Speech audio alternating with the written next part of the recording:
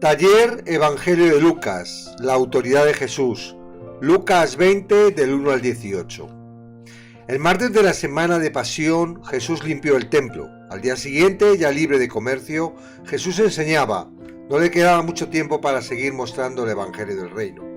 Los principales sacerdotes, los escribas y ancianos del concilio no debían estar muy conformes con lo que Jesús había hecho. Eran días de mucha actividad, ya que todos los judíos y prosélitos de todas las regiones estaban obligados a ir a Jerusalén a celebrar la Pascua. El negocio de venta de animales para los sacrificios y el cambio de moneda extranjera a la que se permitía para las ofrendas del templo estaba siendo afectado por lo que el Señor había hecho. El plan era mostrar delante de todos los presentes que Jesús blasfemaba. Si Jesús contestaba a la pregunta, ¿con qué autoridad haces estas cosas? ¿O quién es el que te ha dado esta autoridad? Diciendo que la de Dios, entonces ellos comenzarían a gritar, ¡blasfemia! Y tendrían motivo para arrestarle y juzgarle. Responder una pregunta con otra era una costumbre rabínica aceptada, con la idea de obligar al interrogador a considerar el asunto en un nivel más profundo. Astutamente, Jesús les devolvió la pelota, colocándolos ahora a ellos en un gran problema. Os haré yo también una pregunta, respondedme, ¿el bautismo de Juan era del cielo o de los hombres? Los acusadores no creían en Juan el Bautista, sin embargo, las multitudes creían que era un profeta. Esto los puso entre la espada y la pared. Si decimos del cielo dirá, ¿por qué pues no le creísteis? Y si decimos de los hombres, todo el pueblo nos apedreará, porque están persuadidos de que Juan era profeta. No les quedó otra cosa que hacerse los ignorantes, con lo que al no contestar, Jesús no estaba obligado a responder a su pregunta. En realidad, Jesús no escondía su autoridad. En todo su ministerio proclamó que su autoridad era la que su Padre le daba. Los milagros, palabras y acciones mostraron la autoridad de Jesús como el Mesías. Tras el incidente, Jesús siguió su enseñanza, esta vez con otra parábola. Las viñas eran muy comunes en Israel.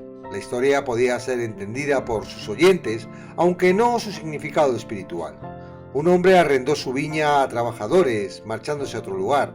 Al tiempo de la cosecha, el dueño mandó a sus siervos a recoger lo que pertenecía y de forma extraña y sin saber por qué, los trabajadores mataron, golpearon y se negaron a entregar lo que le pertenecía al que era dueño de la viña.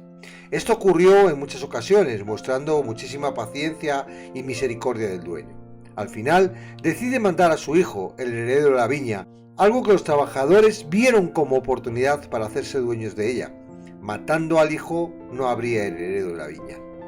¿Qué pues les hará el señor de la viña?, preguntó Jesús. Todos pensarían y coincidirían en la respuesta. No creo que nadie estuviera en desacuerdo que lo que tenía que hacer el dueño de la viña era destruir a los labradores que estaban en la actualidad y dar su viña a otros trabajadores. Algo produjo la parábola en los oyentes, ya que dijeron, Dios nos libre. ¿Es probable que se identificaran con los labradores malvados?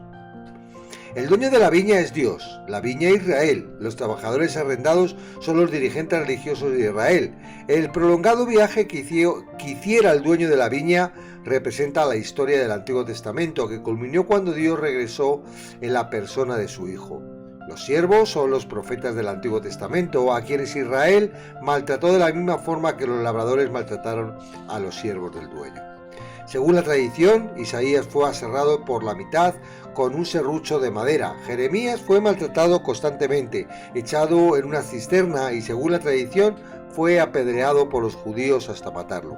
Ezequiel enfrentó similar odio y hostilidad. Amós fue obligado a huir para salvar la vida. Zacarías fue rechazado y apedreado. Y a Miqueas lo golpearon en el rostro.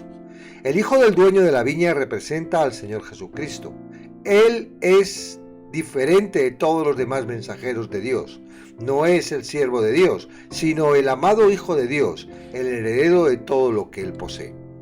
No estaba sucediendo ese día algo muy distinto de lo que la parábola mostraba. Días después matarían al hijo por temor de que les quitara el gobierno religioso. Como sucedió en la parábola, el dueño, Dios, quitaría el poder de la viña a los judíos y se lo daría a otros, a la iglesia, como así ha sucedido. La última parte de la parábola de Jesús pasa de analogía a realidad profética del Antiguo Testamento. La muerte del Hijo no es el final de la historia. ¿Qué pues es lo que está escrito? La referencia que utilizó Jesús es el Salmo 118:22. La piedra que desecharon los edificadores ha venido a ser cabeza del ángulo. La principal piedra del ángulo era la parte más importante de un edificio de piedra porque establecía adecuadamente todo ángulo para la construcción. La piedra que los dirigentes judíos y la nación desecharon se convirtió en la piedra más revelante en el reino eterno de Dios, pues apoya toda la estructura y la simetría del glorioso reino de salvación de Dios. Termina el Señor con una gran advertencia: todo el que cayera sobre aquella piedra será quebrantado, mas sobre quien ella cayere le desmenuzará. Quien tropieza con Cristo en incredulidad y rechazo será quebrantado. Por otra parte, todo aquel sobre quien él cayere en juicio será desmenuzado como polvo. En cualquier caso, el resultado final es el mismo: destrucción absoluta, completa y aterradora.